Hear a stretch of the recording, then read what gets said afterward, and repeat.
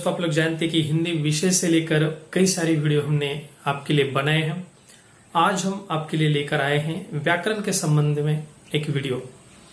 कई सारे छात्र व्याकरण को लेकर परेशान होते हैं। परीक्षा में जब व्याकरण के बारे में प्रश्न पूछे जाते तो बहुत सारे छात्र उनको ड्रॉप कर देते हैं। वो प्रश्न वो हल नहीं कर पाते, क्योंकि छात्रों के मन में एक आशंका होती कि व्याकरण एक जटिल विषय होता है, लेकिन ऐसा बिल्कुल नहीं है। अगर आप सही तरीके से उसे समझ लेंगे तो हिंदी व्याकरण एकदम आसान है। और इसीलिए व्याकरण को लेके हम कुछ वीडियो आपके लिए लेकर आए हैं। आज हम चर्चा करने वाले हैं क्रिया के काल एवं काल के भेद के संबंध में। आप लोग जानते हैं कि जब हम बातचीत करते हैं तो हमें क्रिया के काल के बारे में ध्यान रखना पड़ता है, ख्याल रखना पड़ता है। आप अगर हिंदी में बातचीत कर रहे हैं या आप उसमें लेखन कर रहे हैं तो काल की सही जानकारी होना आवश्यक है। ये बोलचाल के लिए भी है और लेखन के लिए भी है। अगर आपको काल का सही परिचय नहीं है तो फिर हम बोलते समय भी गलतियां करते हैं और लेखन में भी कई सारी गलतियां होती है। और इसीलिए काल किसे कहते हैं, मतलब काल के बारे में लेके आपके मन में जो आशंकाएं हैं उसमें काल किसे कहते हैं, उसके प्रकार कौन कौन से हैं, उसके उदाहरण किस प्रकार से होते हैं, और सबसे महत्वपूर्ण बात कि परीक्षा में काल को लेकर किस प्रकार के प्रश्न आपको पूछे जाएंगे और उनके उत्तर अब आसानी से किस प्रकार लिख सकते हैं। ये सारी जो आशंका है आपकी वो आज के इस वीडियो की मदद से जरूर मिट जाएगी। तो देखिए कि जब हम बात करते हैं तो एक तो हम वर्तमान, जैसे मैं अभी आपके साथ बात कर रहा हूं तो यह वर्तमान काल हो गया, प्रेजेंट। अभी मैं आपके साथ लाइव बात कर रहा हूं। अगर पिछली बातें जो बीत चुकी है उसे हम भूतकाल कहते हैं, बीती बातों को। और अगर मैं आने वाले काल के संबंध में बात करूंगा तो उसे भविष्य काल कहा जाता है।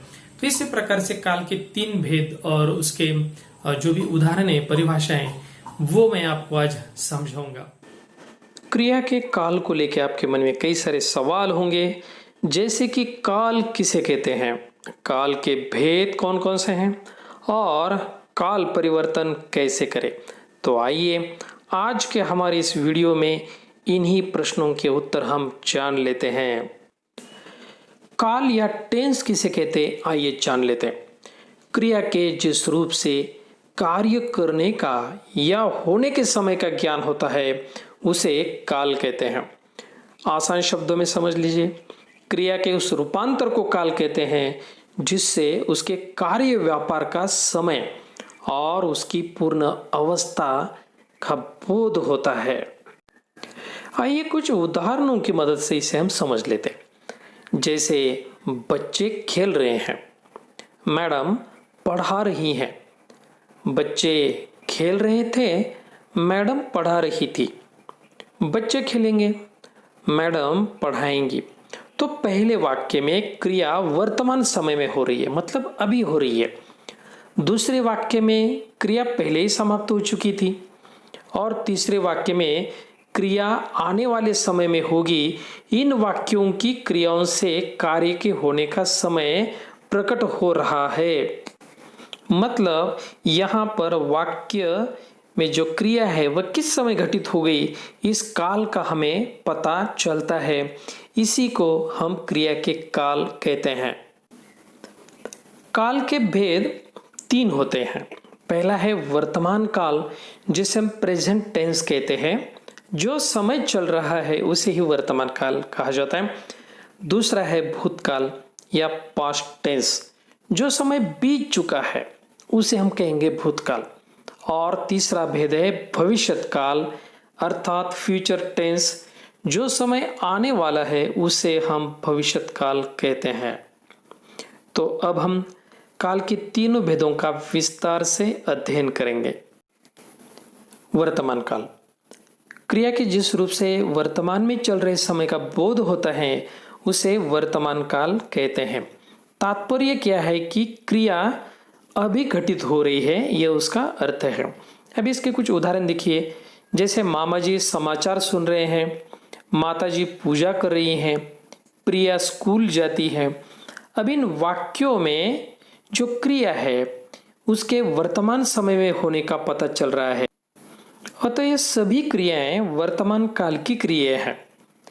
वर्तमान काल की पहचान के लिए आसान तरीका यह है कि वाक्य के अंत में ता, ती, ते या है आदि शब्द आते, इससे हम पहचान सकते हैं कि यह वाक्य, उसमें जो क्रिया है वह वर्तमान काल में घटित हो चुकी है या हो रही है। वर्तमान काल के 3 भेद किए जाते हैं, जैसे सामान्य वर्तमान काल, अपूर्ण वर्तमान काल, पूर्ण वर्तमान काल। पहला प्रकार सामान्य वर्तमान काल। परिभाषा देखिए, क्रिया का वह रूप जिससे क्रिया का वर्तमान काल में होना पाया जाए सामान्य वर्तमान काल कहलाता है।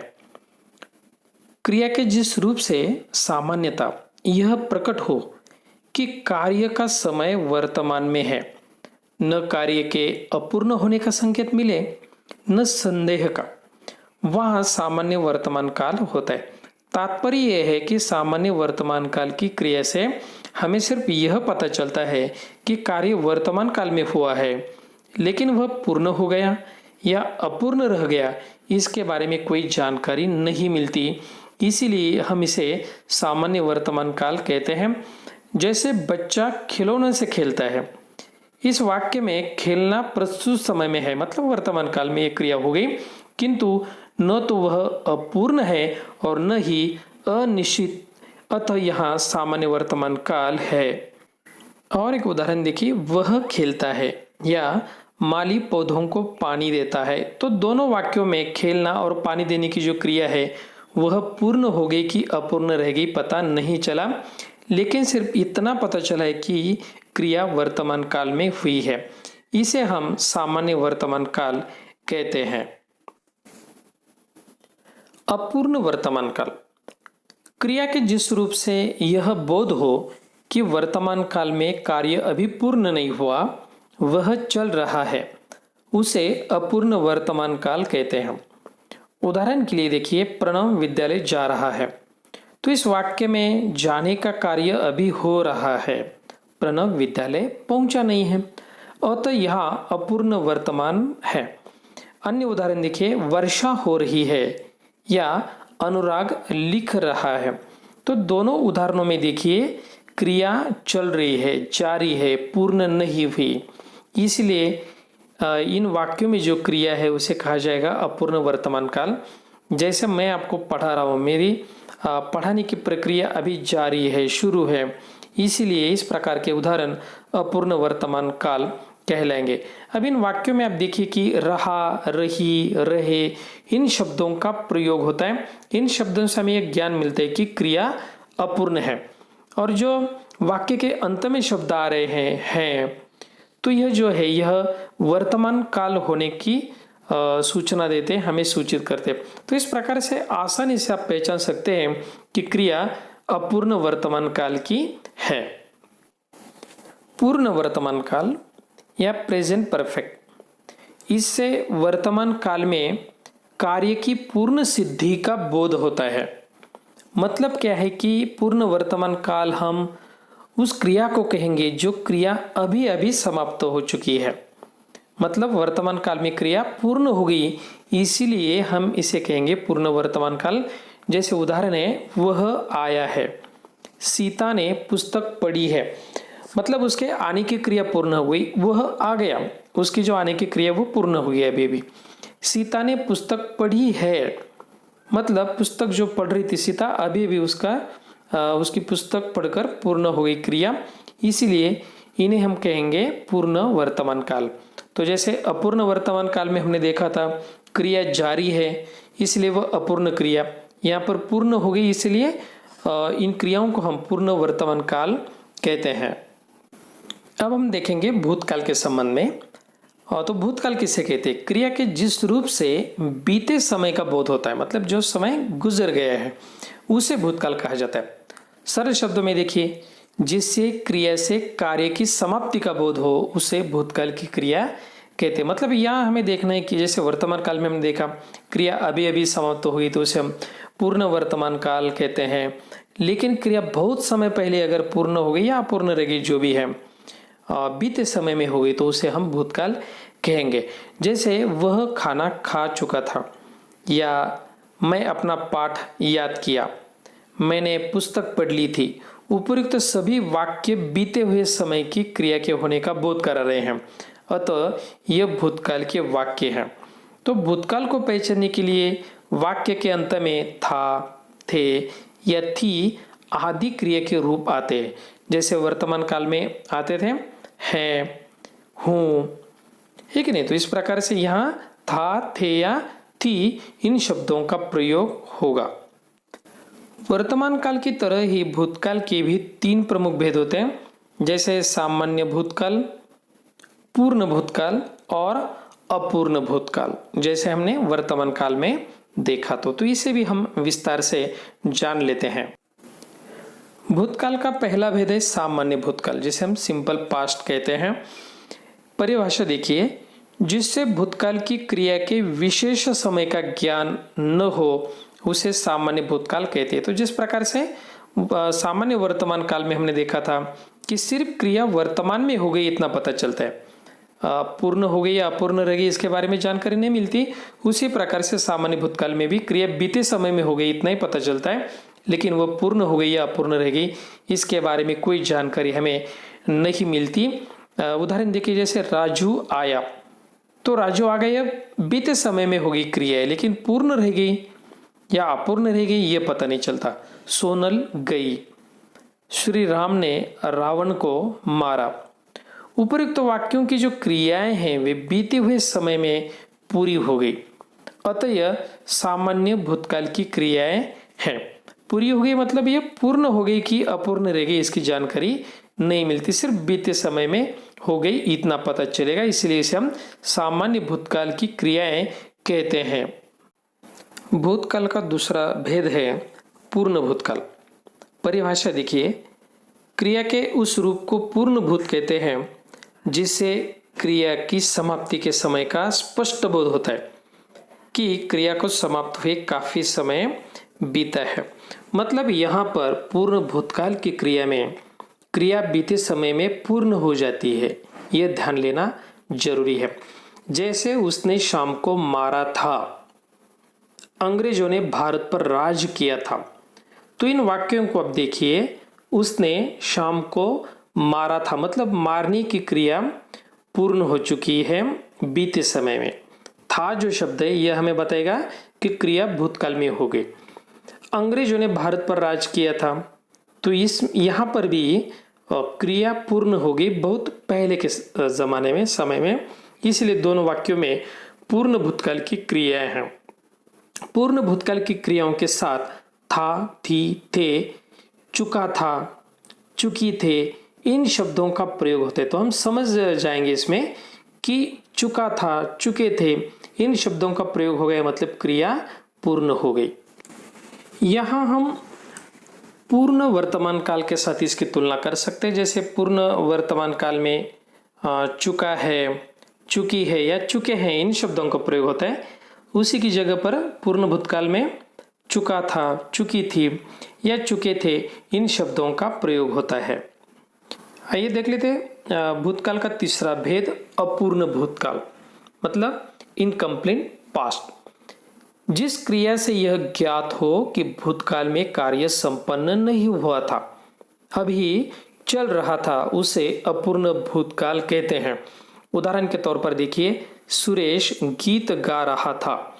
यहाँ पर देखिए गीत गाने की क्रिया जारी थी भूतकाल में, पूर्ण नहीं हुई। था शब्द से हमें पता चलेगा कि क्रिया भूतकाल में हो गई, और रहा था, रहा यह जो शब्द है यह अपूर्ण होने का संकेत है। कविता सो रही थी, तो यहाँ पर भी रही थी मतलब सोने की क्रिया पूर्ण नहीं हुई। तो इन वाक्यों की मदद से हम यह समझ सकते हैं कि अपूर्ण भूतकाल की क्रिया किसे कहते हैं। तो यहाँ पर हम तुलना करेंगे अपूर्ण वर्तमान काल के साथ अपूर्ण भूतकाल की। अपूर्ण वर्तमान काल में जैसे कि रहा है, रही है इन शब्दों का प्रयोग होगा। मतलब फर्क इतना ही है कि अपूर्ण भूतकाल की क्रियाएं बहुत पहले घटित हो गई है लेकिन अपूर्ण रह गई, और अपूर्ण वर्तमान काल की क्रियाएं अभी अभी मतलब वर्तमान काल में हो गई, लेकिन अपूर्ण रही है, पूर्ण नहीं हुई, इसलिए उसको हम अपूर्ण वर्तमान काल कहते हैं।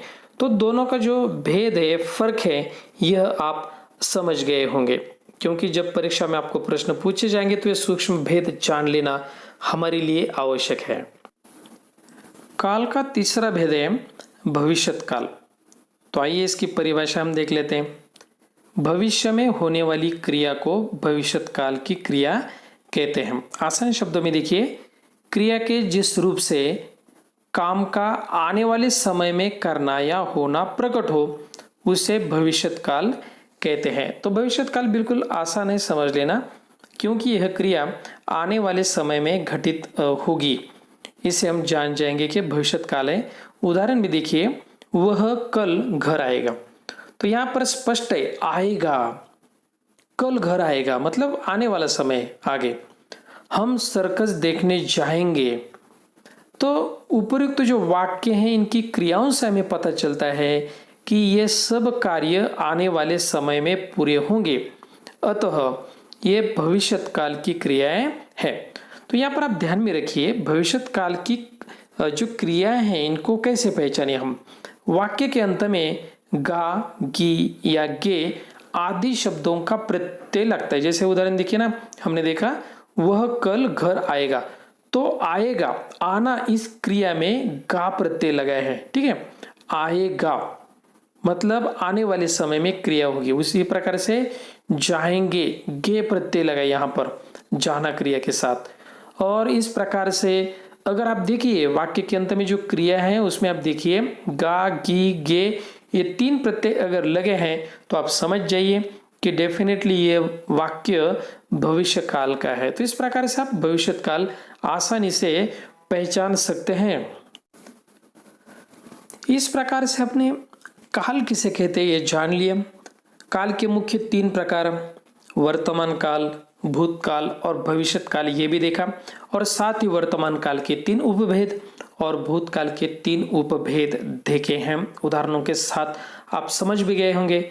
लेकिन प्रश्न यह निर्माण होता है कि काल परिवर्तन कैसे करें, क्योंकि परीक्षा में आपको प्रश्न इस प्रकार से पूछा जाएगा कि कोष्टक में दी सूचना के अनुसार काल परिवर्तन कर वाक्य फिर से लिखो।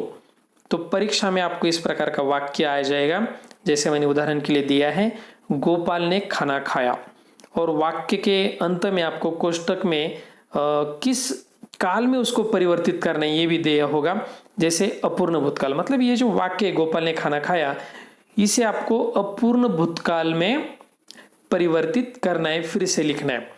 तो यहां पर आप देखिए कि खाना खाया, यह क्रिया भूतकाल में शुरू हुई थी लेकिन पूर्ण नहीं हुई, अतः वाक्य इस प्रकार से होगा। मतलब अगर अपूर्ण भूतकाल में वाक्य करने तो किस प्रकार से होगा, गोपाल खाना खा रहा था। तो समझ गए आपकी, गोपाल खाना खा रहा था मतलब खाना खाने की क्रिया भूतकाल में अपूर्ण रहेगी। तो इस प्रकार से वाक्य परिवर्तित करके आपको लिखना है। अभी अभ्यास के लिए आप देखिए, यही वाक्य अगर आपको अपने वर्तमान काल में करना होगा तो कैसे होगा, क्योंकि मैंने आपको पहले बताया था कि अपूर्ण भूतकाल और अपूर्ण वर्तमान काल में सिर्फ अंतिम जो था और है इन शब्दों का भेद है। जैसे देखिए, गोपाल खाना खा रहा है, अपूर्ण भूतकाल में देखा गोपाल खाना खा रहा था, और अपूर्ण वर्तमान काल में गोपाल खाना खा रहा है। तो इसमें खा रहा ये तो कॉमन हो गया, लेकिन था और है ये दोनों जो शब्द है ये महत्वपूर्ण है, क्योंकि कई बार छात्रों के प्रश्न जटिल लगते हैं, लेकिन बिल्कुल आसान है। आप देखिए,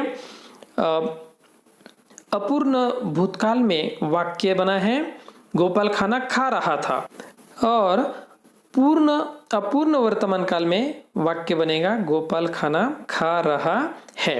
तो इस प्रकार से दोनों में क्या अंतर है ये आप जान लेंगे तो प्रश्न हल करना आपके लिए और भी आसान हो जाएगा। यही वाक्य जो हमने देखा, इसे अगर आपको पूर्ण वर्तमान काल में करना होगा तो वाक्य इस प्रकार बनेगा, गोपाल खाना खा चुका है। यहां पर देखिए, खा चुका है मतलब क्रिया वर्तमान काल में पूर्ण हो गई, क्योंकि है शब्द हमें सूचित करते कि यह क्रिया वर्तमान काल में हो गई, और चुका इस शब्द से हमें यह पता चलता है कि कार्य पूर्ण हो गया। तो खाना खाने की क्रिया भी अभी अभी पूर्ण हो गई। अभी यह वाक्य पूर्ण भूतकाल में किस प्रकार से होगा? देखिए, पूर्ण भूतकाल में गोपाल खाना खा चुका था। देखिए, पूर्ण वर्तमान काल में क्या है? खा चुका है। और पूर्ण भूतकाल में किस प्रकार से होगा? खा चुका था। मतलब आप देखिए कि चुका शब्द यहाँ पर कॉमन रहेगा और सिर्फ परिवर्तन होगा है और था में, जो महत्वपूर्ण है। तो पूर्ण वर्तमान और पूर्ण भूतकाल में सिर्फ है और था का अंतर है। एक बार आप यह जान गए तो प्रश्न हल करना आपके लिए एकदम आसान बन जाएगा। अब देखिए, सामान्य भविष्य काल में वाक्य किस प्रकार होगा? गोपाल खाना खाएगा। मैंने आपको कहा कि क्रिया के अंत में आपको क्या प्रयुक्त करना है? यहाँ पर गा, गे इन शब्दों का प्रयोग करना है, मतलब प्रत्यय लगाना है। जैसे कि गोपाल खाना खाएगा, तो यहाँ खाना क्रिया के अंत में हमने गा प्रत्यय लगाया, तो यह क्रिया आने वाले समय में घटित होगी। तो इस प्रकार से एक ही वाक्य हमने क्रिया के सभी प्रकारों के साथ परिवर्तित करके आपको समझाया है। तो आप यही कीजिए, कोई भी एक वाक्य ले लीजिए और वह क्रिया के जितने भी भेद है, मुख्य भेद और उपभेद, इनमें आप परिवर्तित करते जाइए, तो आपका अभ्यास और अच्छी तरीके से हो जाएगा, क्योंकि यहाँ पर आपका अध्ययन होना बहुत आवश्यक है। आइए अन्य कुछ उदाहरणों की मदद से हम काल परिवर्तन के बारे में और अधिक जानकारी हासिल कर लेते हैं। यहाँ पर एक उदाहरण मैंने दिया है, बालक विद्यालय जाता है। यह उदाहरण सामान्य वर्तमान काल का है, आप इसे पहचान ही गए होंगे। इस एक वाक्य को काल के सभी भेदों में परिवर्तित करने का अभ्यास हम करेंगे, क्योंकि जितना ज़्यादा अभ्यास करेंगे उतना ज़्यादा हम काल परिवर्तन के बारे में आसानी से जान जाएंगे। सबसे पहले बालक विद्यालय जाता है, इस वाक्य को हम पूर्ण वर्तमान काल में परिवर्तित करते हैं। तो इसका उत्तर भी मैंने आपके लिए दिया है, बालक विद्यालय गया है अथवा बालक विद्यालय जा चुका है। दोनों प्रकार से आप वाक्य लिख सकते हैं। सिर्फ यहाँ पर आप ध्यान दीजिए कि पूर्ण वर्तमान काल में क्रिया वर्तमान समय में पूर्ण हो जाती है, मतलब वो अपूर्ण नहीं रहती। हम कह सकते कि पूर्ण वर्तमान काल की क्रिया अभी अभी समाप्त हो जाती है, जैसे कि वाक्य लिखने से पहले या पढ़ने से पहले। तो यहाँ पर चुका है, चुकी है, ये शब्द वर्तमान काल में क्रिया पूर्ण हो गई, यह हमें सूचित करते हैं। अब इसी वाक्य को हम अपूर्ण वर्तमान काल में परिवर्तित करेंगे। वाक्य वही है, बालक विद्यालय जाता है। तो अपूर्ण वर्तमान काल में वाक्य इस प्रकार से होगा, बालक विद्यालय जा रहा है। मतलब बालक के विद्यालय जाने की क्रिया अभी चल रही है। वो घर से निकला लेकिन विद्यालय भी नहीं पहुंचा, वह विद्यालय जा रहा है। मतलब यहाँ पर वर्तमान काल की जो क्रिया है वह अपूर्ण रह गई, यह हमें पता चल जाता है। तो जैसे देखिए, पूर्ण वर्तमान काल में क्रिया पूर्ण हो जाती है, बालक विद्यालय जा चुका है या गया है। और यहाँ क्या होगा? अपूर्ण वर्तमान काल में बालक विद्यालय जा रहा है। तो ये मुख्य भेद जो है, फर्क जो है, वह आप देख लीजिए अपूर्ण वर्तमान काल में और पूर्ण वर्तमान काल में किस प्रकार से होता है। इससे आप ठीक तरह से जान जाएंगे, दोनों के फर्क जो है वो आप जान जाएंगे। आइए हम आगे का और एक उदाहरण देखते हैं। पूर्ण भूतकाल, बालक विद्यालय जाता है, इस वाक्य को हम परिवर्तित करेंगे पूर्ण भूतकाल में। तो यहाँ पर वाक्य के अंत में अभी है का प्रयोग नहीं होगा, उसकी जगह होगा था का प्रयोग। जैसे देखिए, बालक विद्यालय जाता है, यहाँ है मतलब वर्तमान काल में क्रिया है। अभी अगर भूतकाल में क्रिया करनी तो हमें था शब्द के रूपों का प्रयोग करना होगा, था, थी या थे, जो भी यहाँ पर सूट करते हैं वो। अभी देखिए, बालक विद्यालय जा चुका था अथवा बालक विद्यालय गया था, दोनों वाक्य लिख सकते हैं हम दोनों प्रकार से। तो ये हो गए पूर्ण भूतकाल की क्रिया। कैसे देखिए, बालक विद्यालय जा चुका था, यहाँ पर जा चुका था, इन शब्दों को बहुत महत्व है क्योंकि इसी की मदद से आप जान जाते कि क्रिया भूतकाल में पूर्ण हो गई, भूतकाल में पूर्ण हो गई, इसलिए हम इसे पूर्ण भूतकाल कहते हैं। इसी वाक्य को हम अपूर्ण भूतकाल में परिवर्तित करके देखेंगे। बालक विद्यालय जाता है सामान्य वर्तमान काल का वाक्य है। अगर आपको प्रश्न आएगा कि इसे आप अपूर्ण भूतकाल में परिवर्तित कीजिए तो वाक्य इस प्रकार से बनेगा, बालक विद्यालय जा रहा था। यहां पर आप देखिए है की जगह हमने था शब्द का प्रयोग किया, मतलब वाक्य भी क्रिया जो है वो भूतकाल में हो गई। जा रहा था, इससे स्पष्ट होता है कि क्रिया भूतकाल में अपूर्ण रही, पूर्ण नहीं हुई। मतलब बालक विद्यालय जाने के लिए निकला था लेकिन वह विद्यालय नहीं पहुंचा, उसकी जाने की क्रिया अपूर्ण रह गई। तो इस प्रकार से अपूर्ण भूतकाल में आप देखिए कि बहुत पहले बीते समय में क्रिया शुरू हो जाती लेकिन वह पूर्ण नहीं होती, इसीलिए उसे हम अपूर्ण भूतकाल कहते हैं। अब इसी वाक्य को हम भविष्य काल में परिवर्तित कर लेंगे। आप जानते कि भविष्य काल किसे कहते हैं, हमने परिभाषा में देखा कि जब क्रिया आने वाले समय में घटित होने वाली है तो उसे हम भविष्य काल कहते हैं। मतलब जैसे वर्तमान काल में अभी जो समय चल रहा है और भूतकाल में जो समय बीत गया, उसी प्रकार से भविष्य काल मतलब जो आगे आने वाला समय है उसे हम भविष्य काल कहेंगे। तो ये वाक्य किस प्रकार से बनेगा, मैंने आपको समझाया था कि जो क्रिया है, जैसे बालक विद्यालय जाता है, इस वाक्य में जाता अर्थात जाना क्रिया है। इसके अंत में गा शब्द अगर हम प्रयुक्त करेंगे तो वाक्य भविष्य काल में अपने आप परिवर्तित हो जाएगा। जैसे जाना क्रिया से गा प्रत्यय लगाने से होगा जाएगा, बालक विद्यालय जाएगा। तो इस प्रकार से अगर आप वाक्य लिखेंगे तो ये हो गया भविष्य काल का वाक्य। तो भविष्य काल में काल परिवर्तन करना बिल्कुल आसान है क्योंकि यहाँ आपको क्रिया के अंत में गा, गे या गी इन शब्दों का प्रयोग करना है, यह प्रत्यय आपको लगाना है। यह प्रत्यय लगाने से वह क्रिया अपने आप भविष्य काल की बन जाएगी। तो इस प्रकार से आपने अभी देखा कि बालक विद्यालय जाता है, यह सामान्य वर्तमान काल का वाक्य लेकर हमने उसे परिवर्तित करके काल के जितने भी प्रकार है, जैसे कि पूर्ण वर्तमान काल, अपूर्ण वर्तमान काल, पूर्ण भूतकाल, अपूर्ण भूतकाल या भविष्य काल, इनमें इसे हमने परिवर्तित करके देखा। तो एक ही वाक्य आप इस प्रकार से परिवर्तित करके काल के भेदों का अध्ययन या काल परिवर्तन का अध्ययन कर सकते हैं।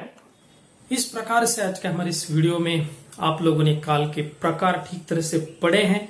आशा करता हूं कि आज का ये विषय आपके समझ में आ गया होगा। इसकी और तैयारी करना भी आवश्यक है। आप जितना ज्यादा अभ्यास करेंगे उतना काल के भेद, यह व्याकरण का टॉपिक आपका परफेक्ट बन जाएगा। और इसके लिए आपको चाहिए कि आपकी जो पाठ्य पुस्तक है उसमें से कुछ वाक्य आप छांटकर अलग निकालिए, उन वाक्यों में जो क्रिया है उसके काल पहचानने का अभ्यास करें और काल परिवर्तन का भी अभ्यास करें, क्योंकि परीक्षा में इसी को लेकर प्रश्न आते हैं आपको। जैसे कि एक वाक्य आपको पूछा जाएगा और कोष्टक में आपको बताया जाएगा कि यह वाक्य जो है इस किस काल में आपको परिवर्तित करना है। तो इसका ज्यादा से ज्यादा अभ्यास आप जरूर करें।